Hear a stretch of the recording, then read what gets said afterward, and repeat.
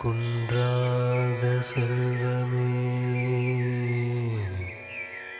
மகாலட்சுமி தாயே,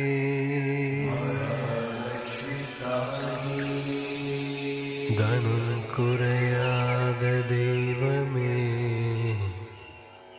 குபேரன் நீயே.